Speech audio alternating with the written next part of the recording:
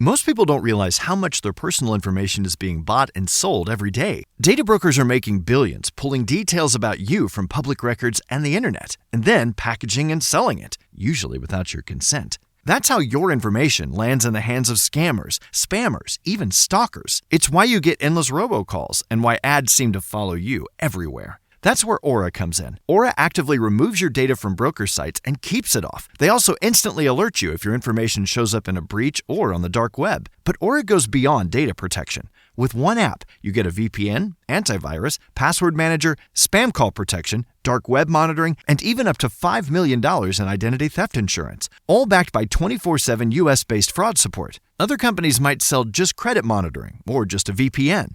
Aura gives you all of it, together, at the same price competitors charge for just one service. Start your free trial today at aura.com/remove. Protect yourself now at aura.com/remove.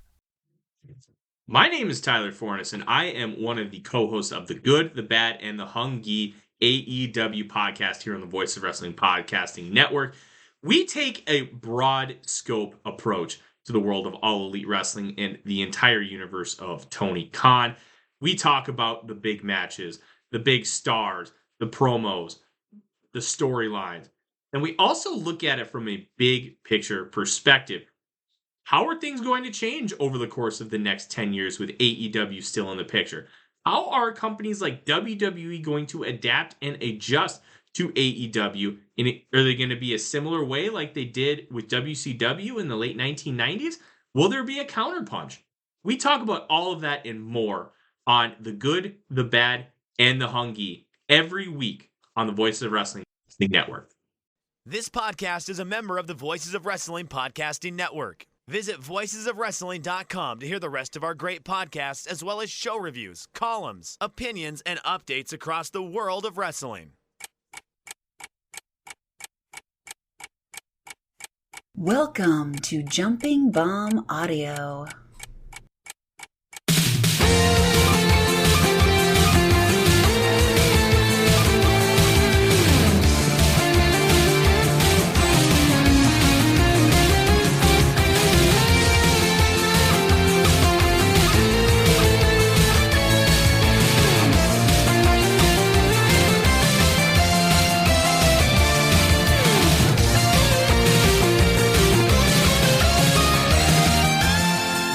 Hello, everyone, and welcome back to Jumping Bomb Audio, the #1 show all about the world of Joshi Pro Wrestling. My name is Taylor, and I am joined, as always, by my very good friend and co-host, Kelly.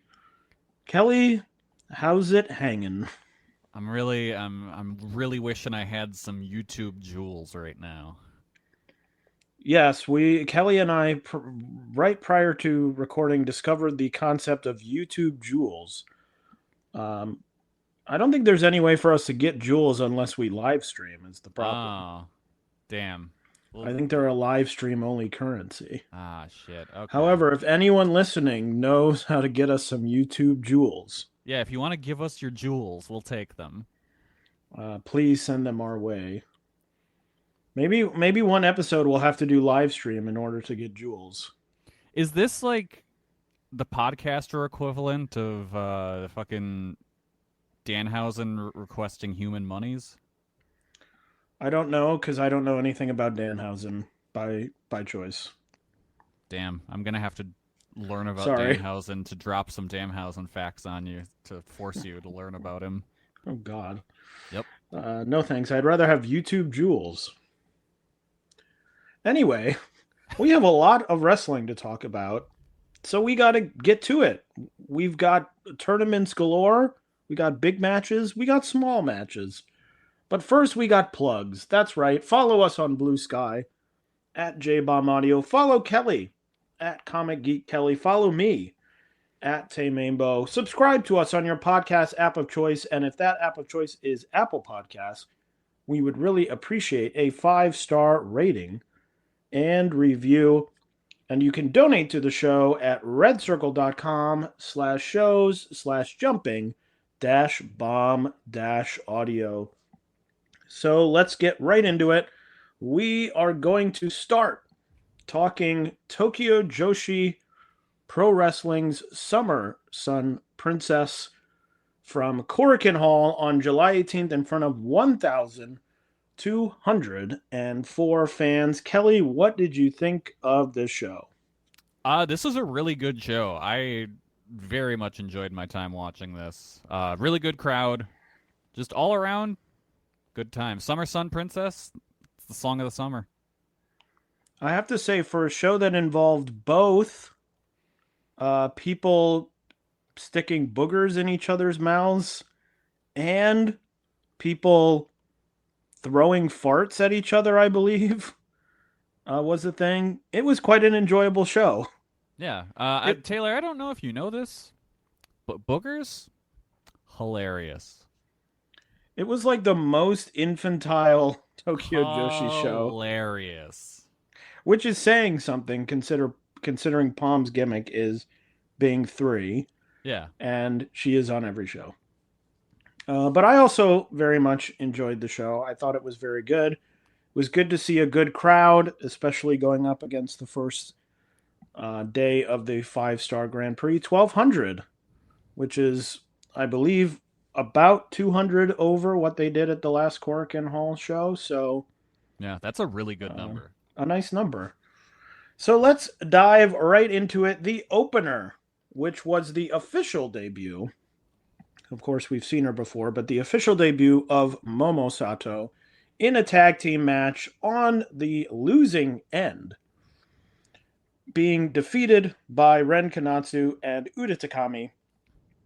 Momo Sato teaming with Shion Kanzaki. So you could say this was, in some degree, the rookie match. And I think the one note I had about this match was they've got a good crop of rookies. Mm-hmm. Nothing crazy, blow away about this match, but I think of where they used to be when these rookies debuted, and the rookies were needed much more development time, I'll say, than the current rookies. I mean, it is the veteran in this match is Uda. Yeah. And there was no really like, oh, they messed something up, or oh, this went horribly wrong, which you would expect from younger wrestlers. It went very well. It was a solid match, good opener. So I've got no complaints. I thought it was a relatively unremarkable debut for Momo Sato, and I will say I am not buying any early stock in her at this moment. And the one thing that really bothered me about her gear is anime cosplay gear. It is based on a costume an anime character in the show Oshinoko wears. I don't like that. I don't want you, and I talk about this, if you're in the Voices of Wrestling Slack, which I guess not most of you are not. Whenever in AEW fucking Swerve Strickland comes out in his cosplay gear, I go off about it. I hate it. You're supposed to be the cool one. Don't dress up like someone that you think is cool.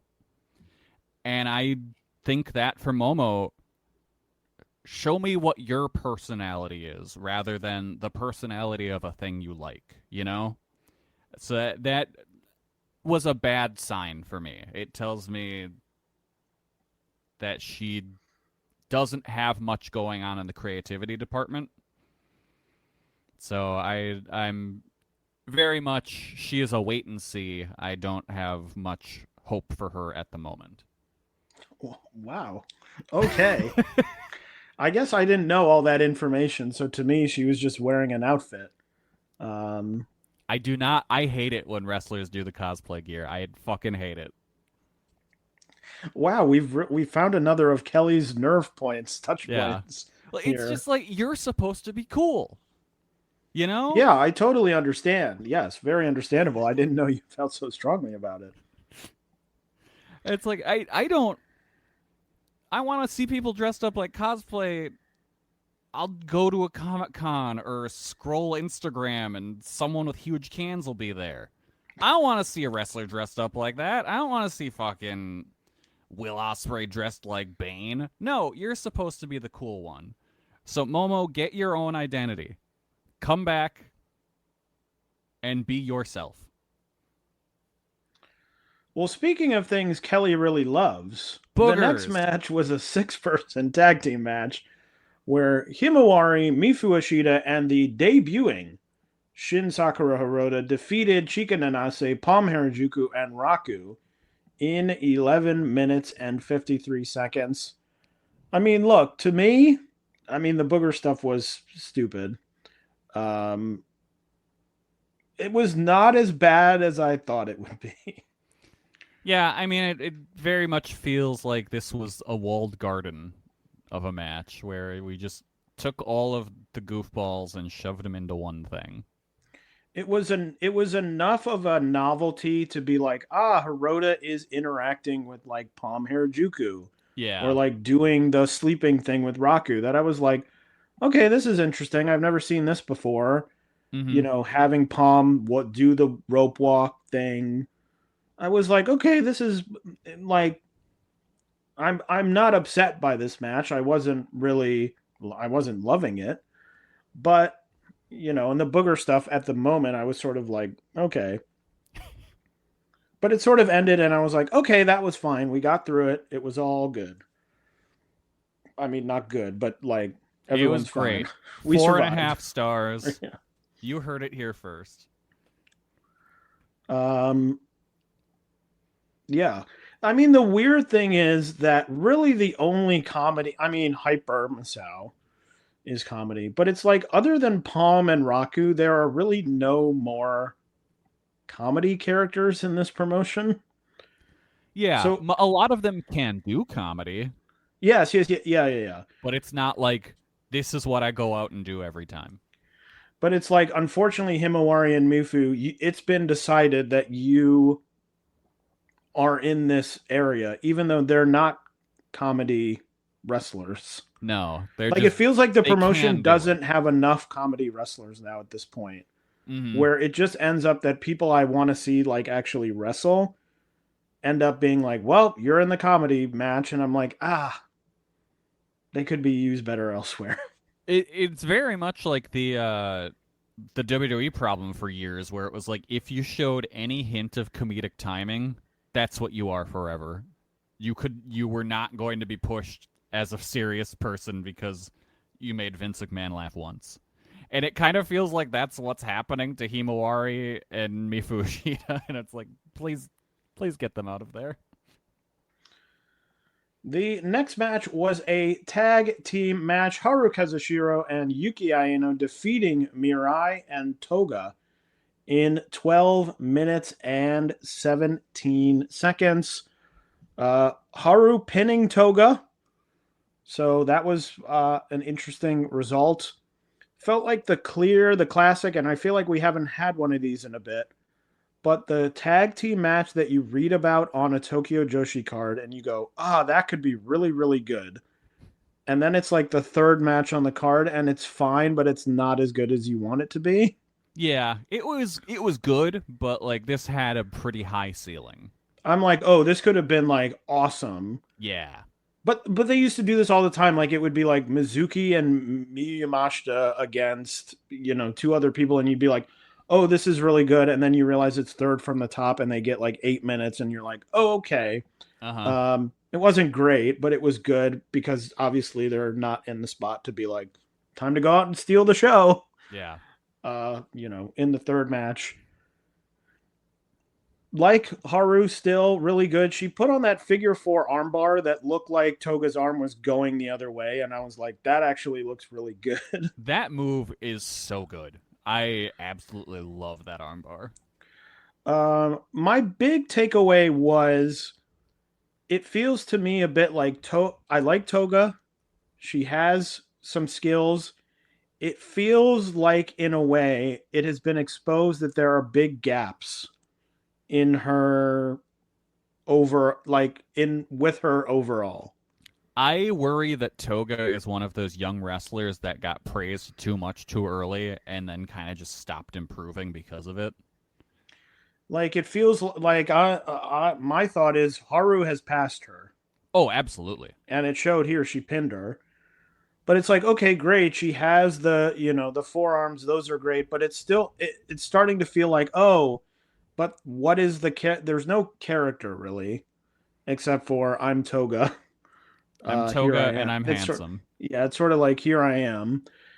And it's like, okay, you have those strikes. But other than that, Whoa. She does the Rolling Thunder.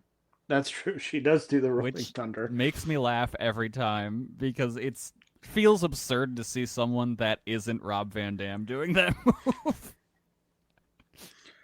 I liked her rock bottom off of the ropes. That was good. But this really sunk in that I was like, okay. And it feels a bit like the promotion doesn't quite know what to do with her, where it's like, okay, she can team with Mirai. Mm-hmm. Like, that might be interesting. And it sort of is interesting, but not that interesting. I think was it's definitely not the focus of this match. To me, I think the focus is they're building a larger story with Haru and Mirai here. Yeah, and I think one big issue is it seems to me, or reads to me, that Haru, like, gets it. Yes. Like, is someone who absolutely. immediately is like, I understand how to do this. I'm very good at it. Here we go. That, as I've said, that is not every person. And Toga is in that category of like, you've got to do some figuring out of like what this whole thing is, which hasn't happened yet. It could happen. She had the initial skill. People got very excited about her early, as you said. But it may be the case that it was like, oh my God, they got really excited and then realized, like with Haru, you get excited and every time she comes out, you're like, whoa, she's doing this now. She's improving.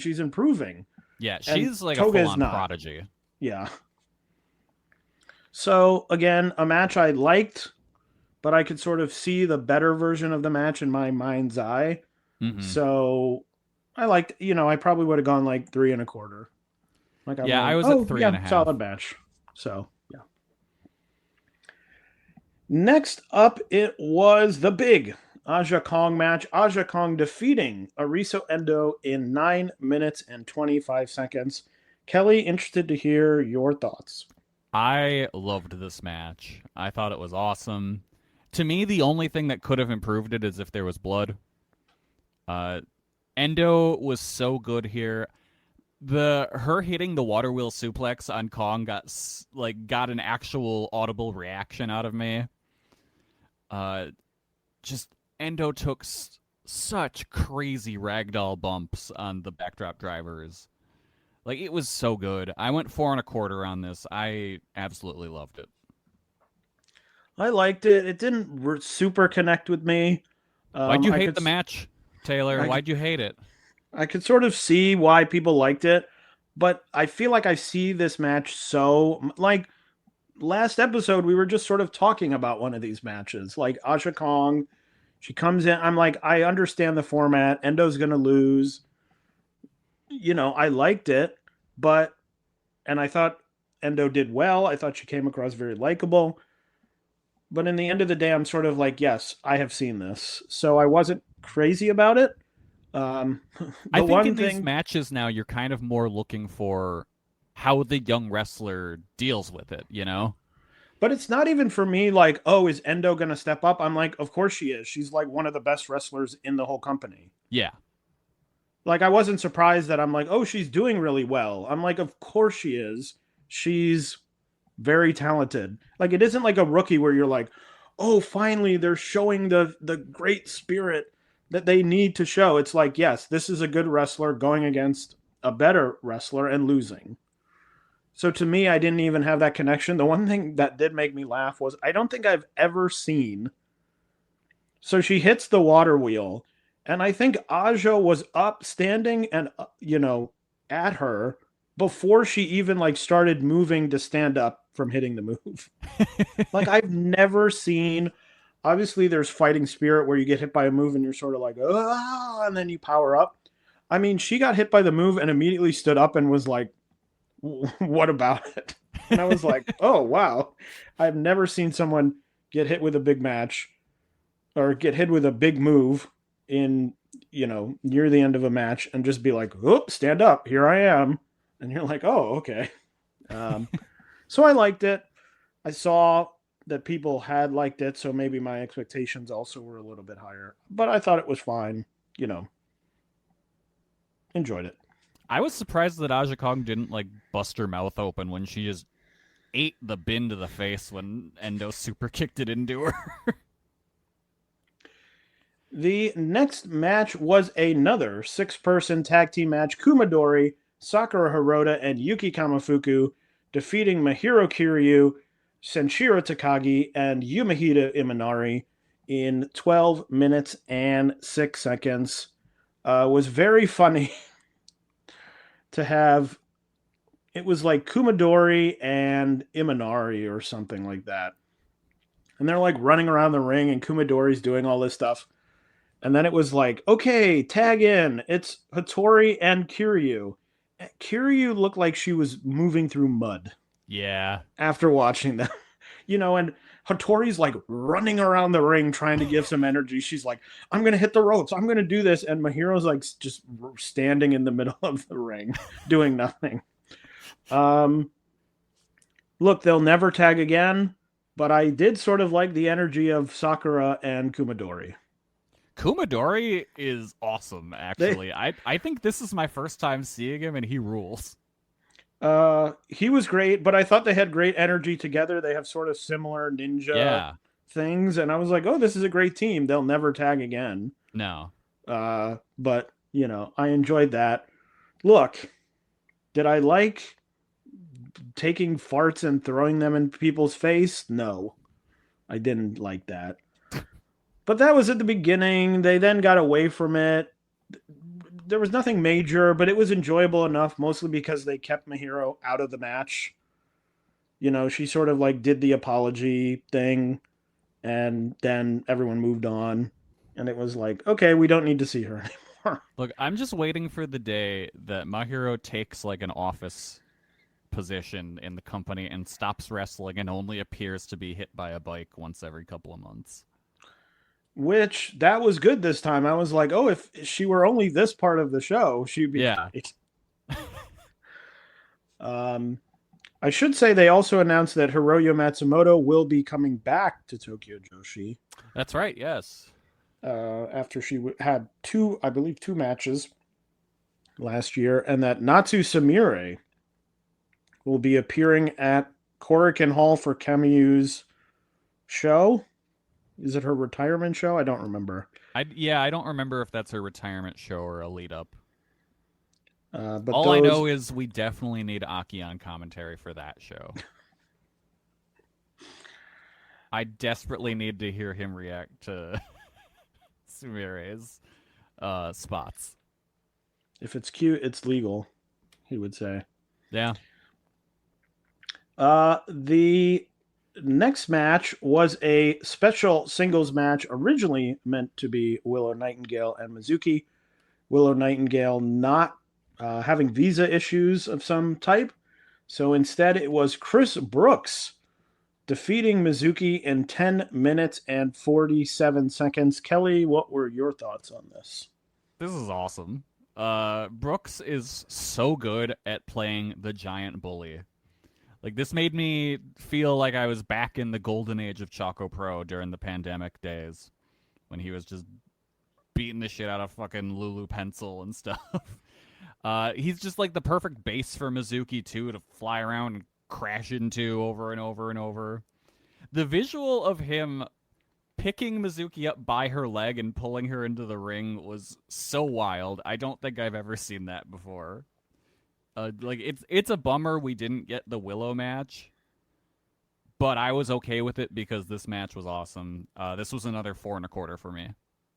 I also went 4 1/4. I also wrote the note that I have never seen someone pick someone up from the apron over and into the ring. Yeah. Like, not even, okay, I'm picking them up and then I'm doing something on the apron, but to do like, oh, I'm picking you up and high enough that I can then just place you into the ring. I was like, oh, that's unique. The highlight for me was the Mizuki went for the foot stomp and Brooks caught her and then turned it into a tombstone. I was like, that was great. The one thing actually that didn't work was the thing I was most excited for, which was the whirling candy didn't look great.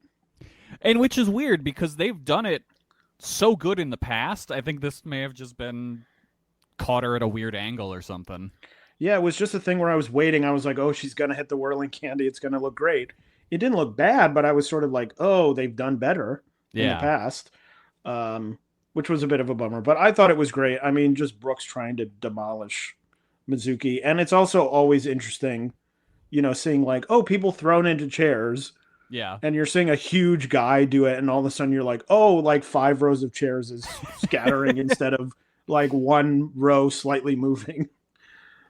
So great. I also went 4 1/4. So really good match. Chris Brooks is at his best when he's being a Joshi. Then we got into the title matches. The first title match, the International Princess title. Suzume, the champion, successfully defending against Wakana Uehara in 12 minutes and 47 seconds.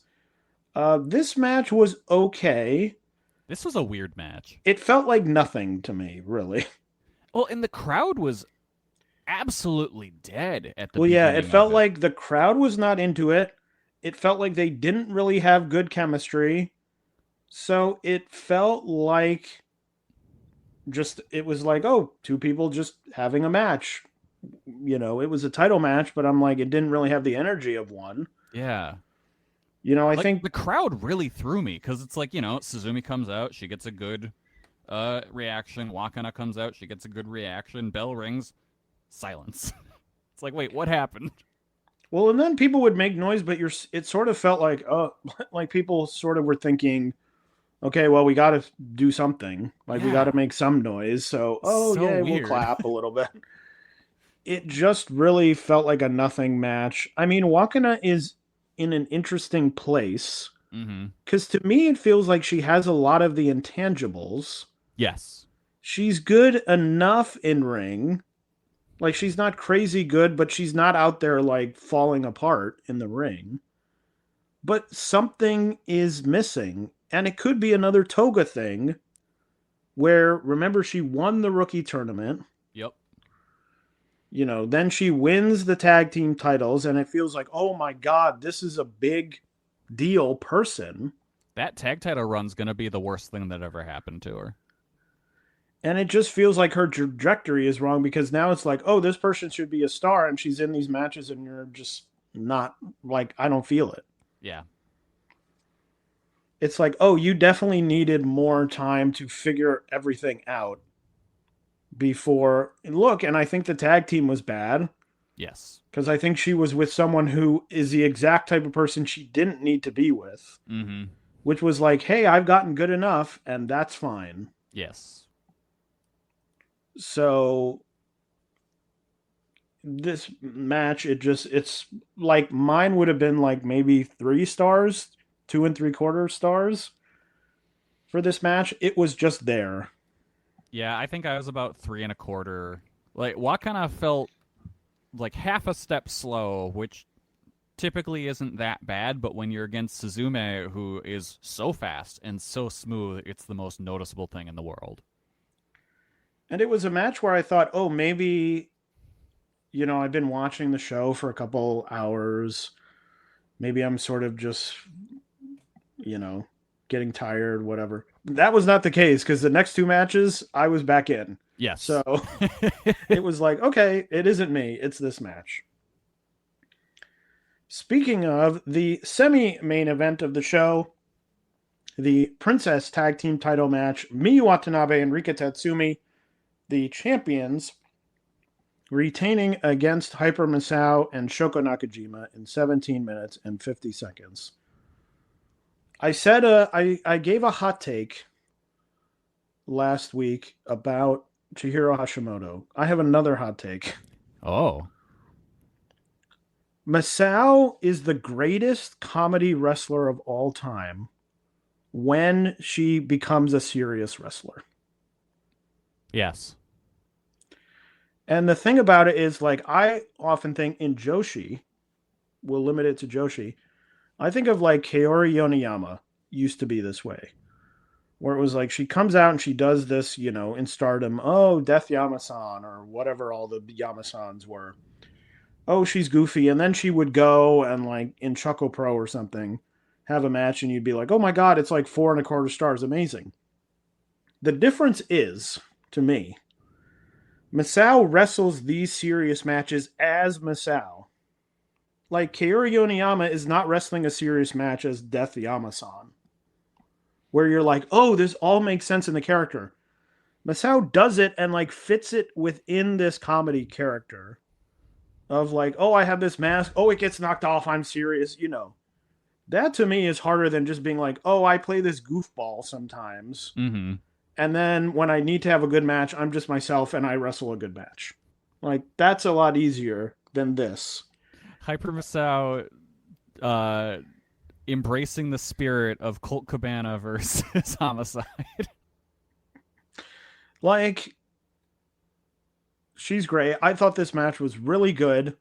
I mean, it's the four of the best wrestlers in the company, so you're not like shocked. I went 4.5 stars. I thought it was really good. That's where I'm at too. I went 4.5. I really loved that this had a distinct 3-act structure, which you don't see a lot of in wrestling. It started off really kind of fast-paced, no silliness, then went all in on being silly. We had the payoff of the bike bit. That was awesome. And then they went back to the ring, had an intense match. Misao gets her mask ripped off. So continues the trend of those matches being awesome. The pace at the end was so insane. Just crazy stuff going on constantly. It was just a great match all around. And yeah, I went 4.5 as well. I think this is my favorite match I've seen these teams have. Yeah, and remember where we were with the tag team scene 2 months ago? Mm-hmm. It's good to be back here. Yeah. It's like, yeah, just put 2 really good teams against each other and they'll do well. What? That's crazy. Who'd have thought that? And then the main event, the Princess of Princess title match, Yuki Arai successfully defending her title, defeating the ace, Miyu Yamashita, in 19 minutes and 16 seconds. Kelly, I'm going to let you go first because I have a feeling we're going to have different opinions. Oh, no. I loved this match as well. I also went 4.5 stars on this one. I feel like before the match, Miyu must have told Arai, hey, lay your shit in. And she really did. Yuki Arai's never hit people as hard as she did in this match. The finally to the outside sounded awesome. She did a bunch of good elbow strikes to Miyu while she was in like the Indian Deathlock. Just all around, I thought Miyu made Arai look tremendous here. And it was like a super back and forth match by the end. And I honestly didn't know which way they were going to go. But I think it is the right move now to have Arai win here. And I'm glad to see that my trepidations about her winning the title have been largely unfounded. Because it's not like they are drawing any less. And it's not like she's laying eggs out there. So I was very, very happy with this match. Like I said, another 4.5 star match. Okay, well, we're not that far off, but I was higher than you. Whoa! I went 4.75 stars. Hell yeah. I thought this rocked. Miyu, of course, is so good, as everyone knows, and we've always known. This did feel like Yuki getting to that place, like stepping up. The biggest thing I thought of during this match was I think the match also was so good because Yuki has been miscast sort of as champion. I think naturally when you're champion, you have the sense of I am the best, people are coming at me, and but I'm better than they are. Or like I'm the one, like they should be scared of me, I should not be scared of them. So it feels in a way like Yuki has been cast as this killer wrestler who's got this finally kick where it's like, don't get hit by the finally or you're done for. Like this crazy, amazing kick. To me, it feels like such a better fit in this match that she was sort of like the never say die underdog, who it's like, I am the underdog. Miyu is the ace of the company. I have a lot to face. You know, Miyu has beaten a lot of people in this company, but I have this kick, and if I hit this kick, I can beat her. And I can win. Mm-hmm. And sort of that story fits so much better with Arai, who comes out and, you know, she's like smiling and, hey, you know, with the belt, and she's sort of this idol person. It doesn't super click with me to then have her go in a match with, you know, whoever and be like, okay, hi. And you should be scared of me, by the way, because I'm going to kick your ass. She definitely feels like someone who should be, like, in this match, fighting to prove themselves. Yes. And it feels like she's sort of been in the other matches, like, I don't have anything. I'm so good. I have this great kick. You know, another problem being like the kick never looks good. And in this match, it looked great. Mm-hmm. I mean, the one on the apron sounded like she just kicked her. Yeah. In the head. So I thought it was great. Really well worked. This is the correct thing to do. It's like you have to go at this point, you have to go all the way. Absolutely. And it was funny because I didn't watch the show live, and I wasn't spoiled. I didn't get spoiled on any of the results, but I did see someone tweeted, I don't remember who it was like, oh, what was I don't remember what the exact wording of the tweet was, but it was something like, oh, the main event of the Tokyo Joshi show really doesn't make sense to me in terms of the direction they're going with the company. And so I was like, well, that reads to me like Miyu is winning. Yeah.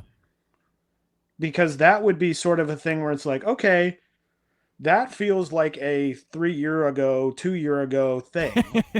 Where they were like, okay, you've had your, like, Yuki, you've had your run. Like the thing they did with Miyu, Watanabe, the first time she had the title. Where it was like, she had the title, everyone got excited, she defended it a couple times and then lost it. And the whole sort of rationale, at least in my mind, and maybe some other people's minds, was it was like, okay, she proved she could win the title. That was sort of step one. And then she had to come back and win the title again to be like, yes, I am a great champion. And I could see a world, and I'm glad it didn't happen, where like Miyu wins the title here. Mm-hmm. And it becomes a thing where it's like, yeah, but Yuki had the title. Like, she proves she's in that upper echelon and she'll come back and get it again later. Which I guess is a fine story, but I'm much more excited to be like, yes, definitively, she is at the top of the mountain. I mean, it certainly seems, I said before she would won the belt, that I was like, she doesn't seem like a draw. Well, she seems like a draw now. She sure does. So, you know, stick with her. And also have to say, you know, a point for Miyu is in the last, I don't know what has been, year, Miyu has been like, I'll lay down whenever you want. Yeah. Which really says something. I think is, you know, and she's lost before the show, but she came into this match equally as, oh my God, she's the ace, she could win. You know, it's not taking the shine off of her, and it's helping other people. So I think that's really big too. But I love the match. I thought it was awesome.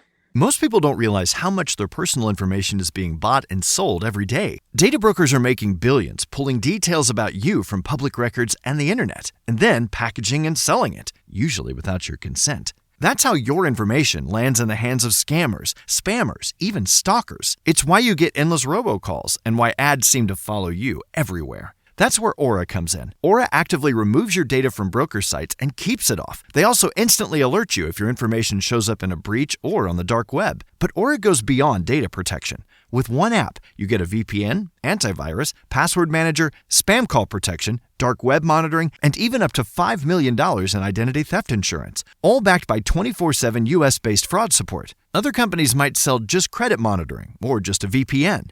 Aura gives you all of it, together, at the same price competitors charge for just one service. Start your free trial today at aura.com/remove. Protect yourself now at aura.com/remove. Yeah, no, it was so good. This show is maybe their best show this year so far, I would say. I got four notebook matches. I would have to go back and look because I always forget like what match is Yeah. on what show. I mean, previous shows have been held back by the fact that the tag title matches were not good. Yeah. Like it was like, oh, if they're 3.5 stars, we're doing pretty well. Like the only thing holding this one back is the international title match. But other than that, like the top two were both incredible. I liked the Aja Kong Arisu match more than you did, but we both really liked the Brooks Mizuki match, and the rest of the undercard was solid enough. All right. What else has been happening in Joshi in the last 2 weeks? A Well, lot. yes, a lot. It has been the kickoff of the 5-star Grand Prix, started back on July 18th with the day one.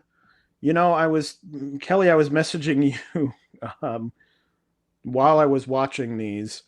I have to say the biggest struggle for me is talking about 5-star Grand Prix matches because so many of them end and I'm like, hey, good match. That's all I can say. Do you have there's anything a lot to say? of 3 stars, a lot of 3 stars, a lot of 3.25. I think for the tournament matches the first night, my standout by far was Momo Watanabe versus Yuna Mizumori. I liked that a lot. I still think Momo in the 5-star is one of the safest bets in wrestling. She and Yuna really beat the hell out of each other here. I think I would have to look back, but I'm pretty sure this is my favorite match that Yuna's had in her Stardom run. So I went 4 stars on this one. I really enjoyed it, but the rest of the tournament matches I thought were just kind of fine. Yeah, I also think Momo just kicked Yuna in the face at one point Yeah. in the match. She sure did. Yeah, but even I'm like, oh, even if it's 3.5 stars, 3.75, maybe even 4 stars, I'm like, I don't have anything other to say. Yeah. Other than like, I like this match. It was good. Like, yep, they're 2 good wrestlers. They had a good match. Mm-hmm. Although something we can talk about, Kelly, very controversially in the semi-main of this show, the Triangle of Madness, Julia Hart, who is replacing B. Priestley in the 5-star Grand Prix, Sky Blue and Tekla defeating Amisore, Hina, and Lady C to win the Artists of Stardom title match. I think I'm less offended by this than other people. Yeah, my first note for this match says, I'm sure everyone was extremely normal about this result. Because it feels like, okay, they'll probably drop them back in a month after the tournament is over. They'll probably lose them at Wembley. Yeah, or something. I'm like, they're not going to have them that long. And Ami, Hina, Lady C, like, it's a fun team. But I'm not, like, the Artist of Stardom titles, I'm like, okay. I don't think I'm capable of being upset about anything related to the Artist of Stardom titles. Like, I put it in my notes. This was a one-woman team versus God's Eye's most boring soldiers. Like, I cannot possibly imagine having a strong opinion about this match or its result. I will say the funniest part of this match for me was Julia doing the rope walk and then did like an arm wringer. She like sort of dropped off the ropes and was going to do like an arm thing on the ropes, missed the apron, and fell directly on her ass on the ground, which made me laugh quite a lot. What I will say one of my favorite things about this is, the English-speaking fans very upset about all of this. Japanese fans, they fucking love Julia Hart. They are really fired up about her, which I find very funny. And then one match we should talk about, the main event, the IWGP Women's title match. Syuri successfully defending her title against Natsupoi in 20 minutes and 52 seconds. Natsupoi after the match, not directly after the match, but in subsequent days, announcing she will be retiring in January, January 3rd. So some big news there, but this match, great match. I went 4.5 stars. They just pummeled the shit out of each other. Yep. For the whole time. There were two shoot headbutts. Yep. In the match. Just kicking, slapping, just going at it. Really good. The Wrestling Observer went 5 stars, so even higher than me. Kelly, what did you have for this match? I was 4.25. I liked it a lot. I called this a smart jock wrestler versus a dumb jock wrestler match.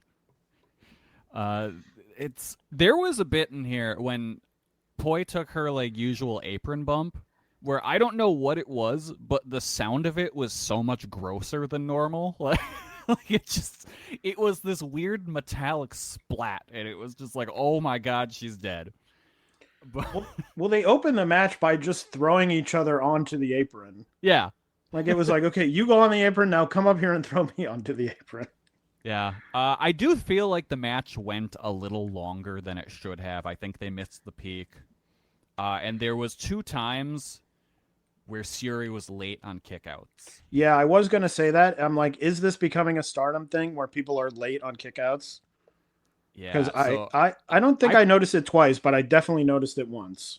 I probably would have gone 4.5 if not for those. But I kind of I shaved that off, the quarter star off, because of that. And that kind of makes me think, like, if you shave the last 3 minutes of this match off, I do think it's better for it. But, like, either way, awesome match. Then on the 19th, there was the second day of the 5-star Grand Prix. Kelly, anything that calls out to you from this day? I actually do have a couple notes on this one. I absolutely loved that Tomoka Inaba beat Natsuko Tora by DQ. The ref called for the bell. He saw cheating happening. And I said, hell yeah, out loud. Because I love to see rules being followed. Finally. So that was good. I really enjoyed the Utami Rina Yamashita draw. Thought the second half of it was really good, but the first half definitely suffered from the time limit draw psychology of, oh, we need to draw this out, when you don't. Just wrestle a regular match. But that's a wider wrestling like psychology problem.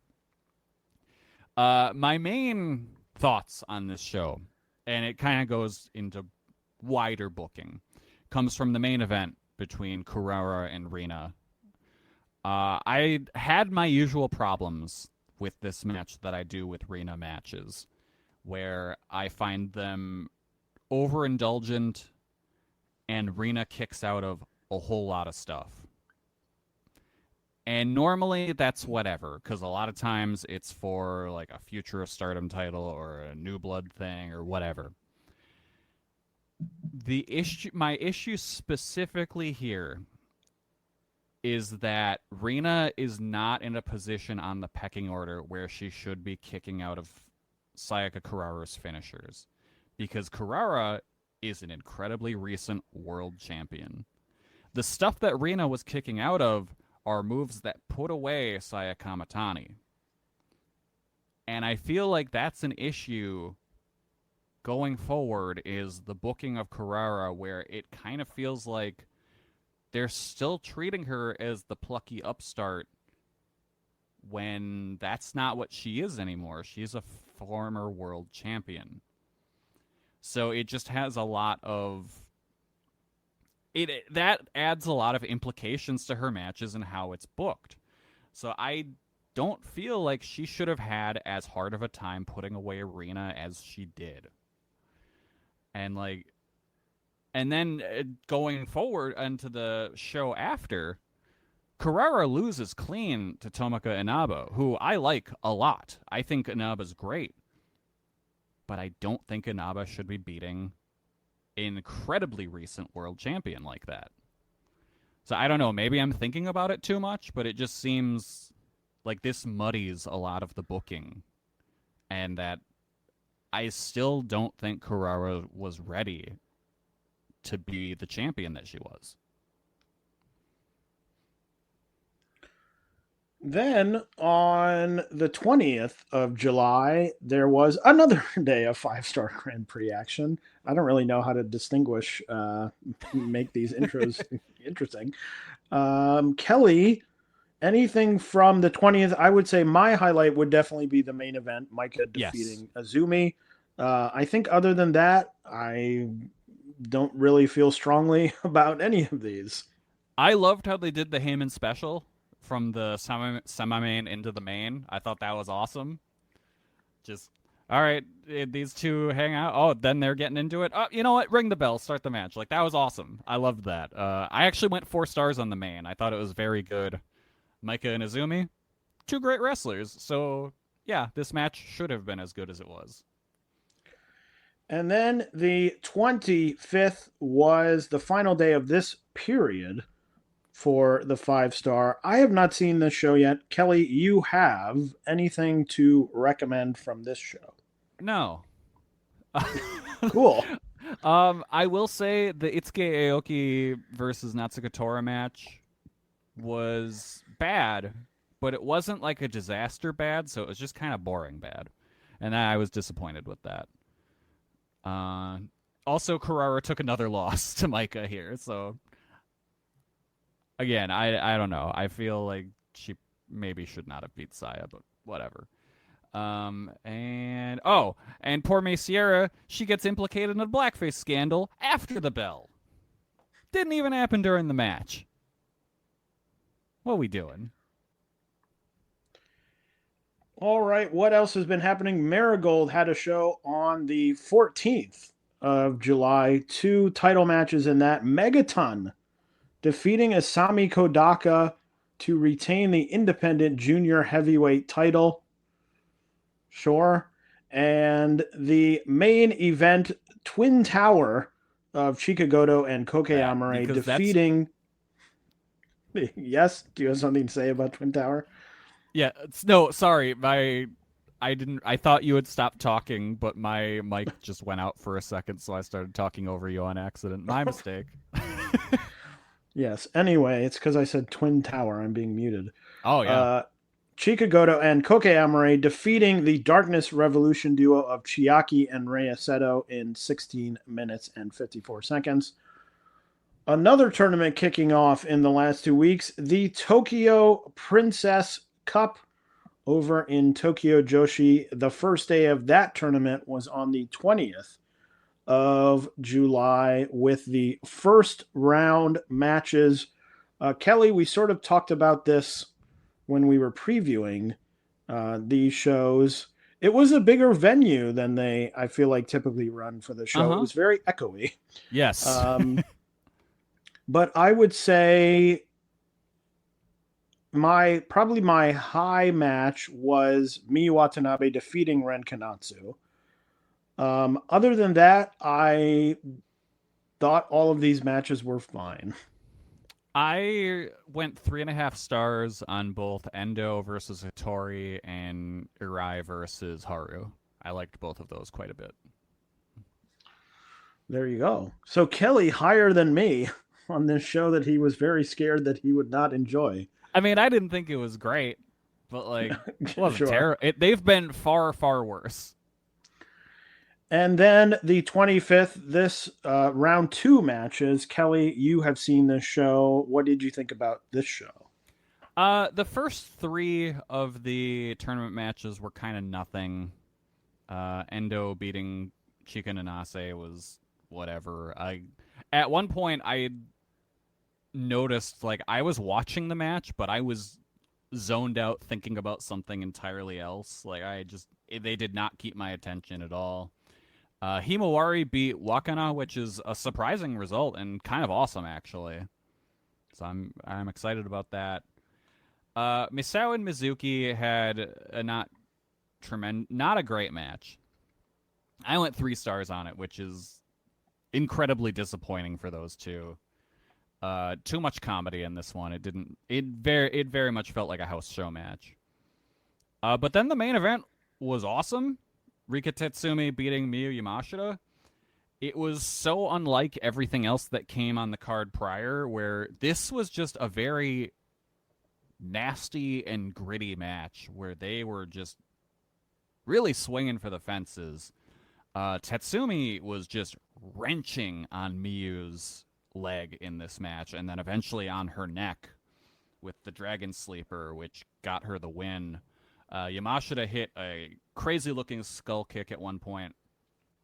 Like, this was a much-needed match for me, as this was, like, the main event of my day of watching 3 5-star shows and then this Tokyo Joshi show. I went 4.5 stars, or 4.25 stars on it. I really, really liked it. So if there's any tournament match you should watch, out of all of the shows we've just talked about, that's the one. If you have time for one single match, make it Rika Tetsumi versus Miyu Yamashita. Then Sendai Girls had a big Korakuen Hall show on the 20th as well, celebrating their 20th anniversary. A junior title match, Spike Nishimori defeating Yuna to retain that newly won title. The semi-main was a tag team hardcore match. El Desperado and Ryo Mizunami defeating Kurishio Tokyo Japan and Veni. Kelly, you did watch this match. Thoughts? What a strange match to have happen. You know, like, what an odd grouping of people. I don't know why Desperado was here. Just very weird all around. Like, Jiro took one of the funniest table bumps I've ever seen. Like, he did legitimately make me laugh. Like, he goes up on the ladder, does like the dash spot jumping off the ladder through the table. But whoever he was going to jump on, I think it was Mizunami, moved. And he sees that kind of halfway through on his way down and just makes like the disappointed Kermit the Frog face and then holds that face as he hits the table and looks so disappointed in himself. It made everything with Jiro worth it for that day. Like, he was actually very funny in this one match. And then the main event was the Sendai Girls World Title match. Chihiro Hashimoto, the champion, retaining against Syuri in 18 minutes and 17 seconds. I really liked this match. I went 4.25 stars. Thought it was sort of the classic Hashimoto Syuri style. Lots of suplexes, hard hitting. I was actually sort of surprised to see a winner. Yes. A definitive winner, especially because I think they were doing time calls throughout the match, or they were saying something which I thought was time calls, and thought, okay, they're going to go to a draw, and they didn't. So I that was fully expected this to be a draw. That was great. Really hard hitting again. Really enjoyed it. Another good Syuri match in this week. So yeah, Kelly, what'd you think? Dudes Rock Ladies Edition strikes again. Just fucking awesome. They beat the absolute shit out of each other.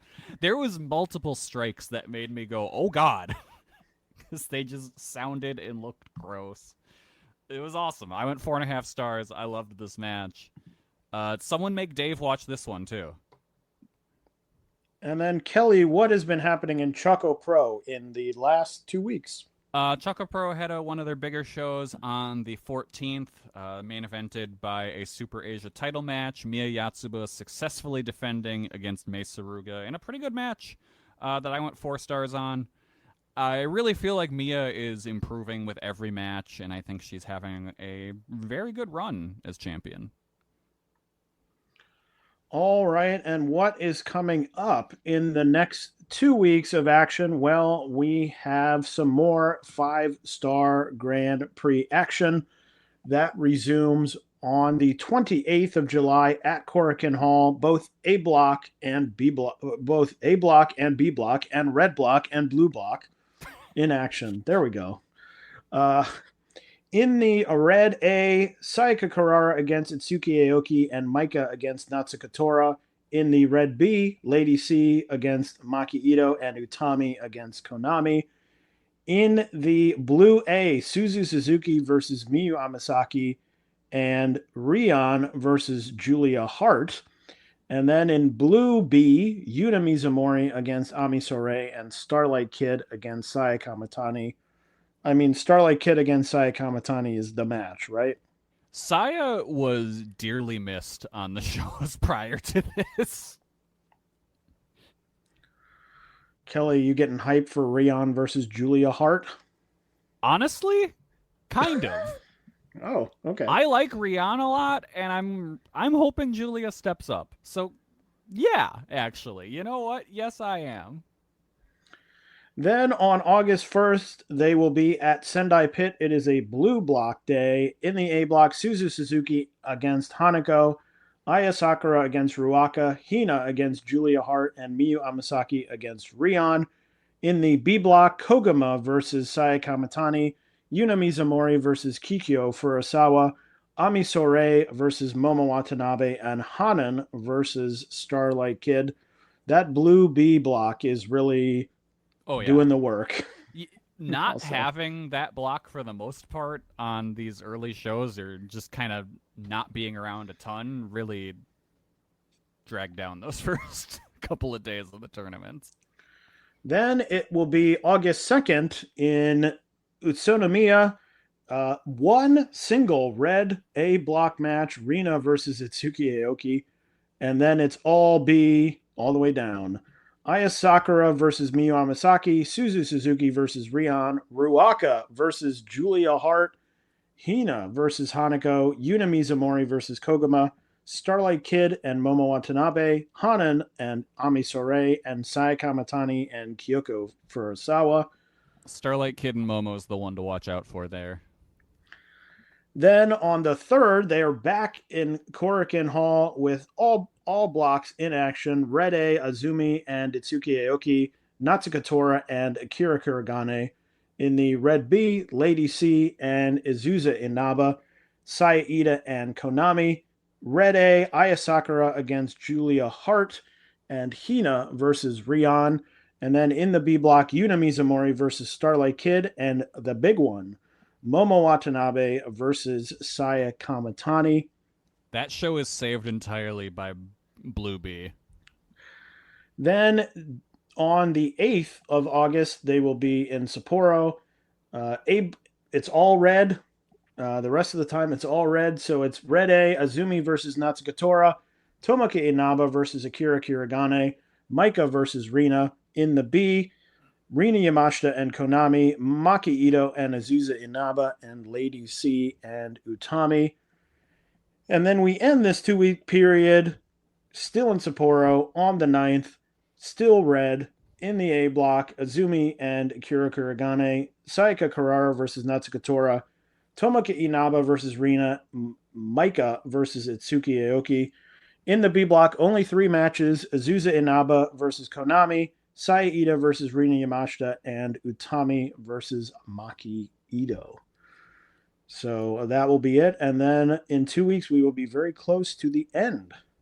Hard to believe, of the 5-star Grand Prix. Am I insane, or does it feel like there's so many more red matches than there are blue? It really does. And how is that possible? I don't know, but I think it's made up by the fact that the last 2 days are almost exclusively blue matches. Okay, yeah, that's true. Like 2 of the last 3 days are almost exclusively blue matches. But I don't know. Also, the Tokyo Princess Cup will be continuing on the 30th of July. 4 matches, Toga against Mahiro Kiryu, Miyu Watanabe versus Yuki Aeno, Suzume versus Palm Harajuku, and Yuki Arai versus Shoko Nakajima. And then on August 8th, it will be Rika Tatsumi versus Hyper Masao, Arisa Endo versus Himawari, and then it will be the winner of Toga and Mahiro Kiryu facing off against the winner of Miyu Watanabe and Yuki Aeno. And then the winner of Suzume and Palm Harajuku will face the winner of Yuki Arai and Shoko Nakajima. What is coming up in Marigold? They have a Korakuen Hall show coming up on the 30th of July. The big match there is going to be Miko Eno and Komomo Minami facing off against Seri and Chi-Chi. That will be the big one. And then on August 9th, Kelly, we have Summer Destiny 2026. I'm so excited. A big show. for Marigold. Of course, the last time they did Summer Destiny, we're talking Julia was there. We're talking Io Sky. We're talking Utami. They're breaking out Big the big matches. guns. Big guns this time, right? Only the biggest and the best. Are they calling in favors? Are they getting EO back? All right. Summer Destiny on July 13th, 2024. Semi-main event, Io Sky versus Utami. Main event, Seri versus Julia. Are they going to get Julia back? So they got to top it, Kelly. The tag title match. Get excited. Okay. Twin Tower. To win Tower? Koke Amare and Chika Goto will face off against Shino and Yuka Yamazaki. Get excited. Oh, okay. All right. And then the main event. Okay, of course, all right. You got to have a big singles title main event. Yeah, you do. The champion, Miko Aono. Okay, she's good. Defending against, people are saying, maybe the biggest challenge yet. Oh. Nagisa Nozaki. Oh, my God. That's going to put butts in the seats. Folks, get excited. When you said the biggest challenge, I'm not going to lie. There was a bit where I was like, are they fucking putting Megaton in the main event? Anything's possible in the wonderful It world is. of Marigold.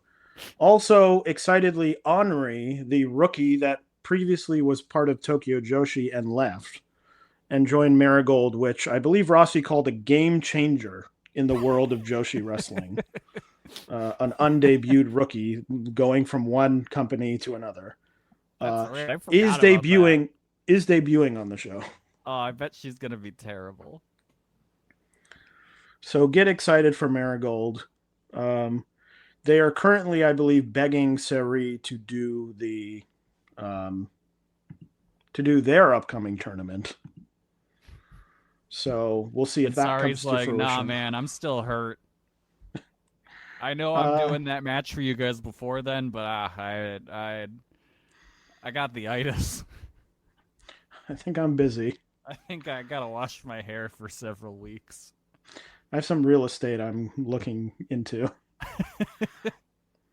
So that is what is coming up in the next 2 weeks. So we will be back. Of course, what will we be talking? We'll be talking the 5-star Grand Prix. We'll be talking the Tokyo Princess Cup, but that will be in 2 weeks' time. Before we end this episode, of course, I've got to throw it over to Kelly for Kelly's Corner. So I haven't been doing a lot other than like just trying to stay caught up on wrestling, you know? I don't have much to talk about. This coming week is the release of Volume 2 of Tadao Suge's Boat Life manga, so I'm very excited about that. I'm currently reading Boat Life Volume 1 again because that came out 4 years ago, and I don't remember a ton about it besides it's about a man who lives on a boat. Kelly's Corner recommendation this week, watch wrestling. Pretty much. Yeah. Like, there's a part of me where I'm just like, damn, I do want to catch up on the G1. Because, like, I'm kind of, like, New Japan might kind of be back. But also, I don't want to watch any more wrestling. I don't want to, like, completely burn myself out. And I still have so many tournament shows to watch. Like, I'm skipping the AEW show tonight. I can't bring myself to do it. I spent too long yesterday watching wrestling. So, I don't know. Maybe I'll watch some G1. But also, I may just spend the day taking a minor vacation from wrestling. There you go. Well, we will be back with you in 2 weeks' time. You can find out if Kelly watched any of the G1. But you can also hear Kelly's thoughts on the 5-star Grand Prix and the Tokyo Princess Cup. Lots of Joshi action coming up for everyone to watch. But until then, stay cool. Bye, everybody. Most people don't realize how much their personal information is being bought and sold every day. Data brokers are making billions, pulling details about you from public records and the internet, and then packaging and selling it, usually without your consent. That's how your information lands in the hands of scammers, spammers, even stalkers. It's why you get endless robocalls and why ads seem to follow you everywhere. That's where Aura comes in. Aura actively removes your data from broker sites and keeps it off. They also instantly alert you if your information shows up in a breach or on the dark web. But Aura goes beyond data protection. With one app, you get a VPN, antivirus, password manager, spam call protection, dark web monitoring, and even up to $5 million in identity theft insurance. All backed by 24/7 US-based fraud support. Other companies might sell just credit monitoring or just a VPN.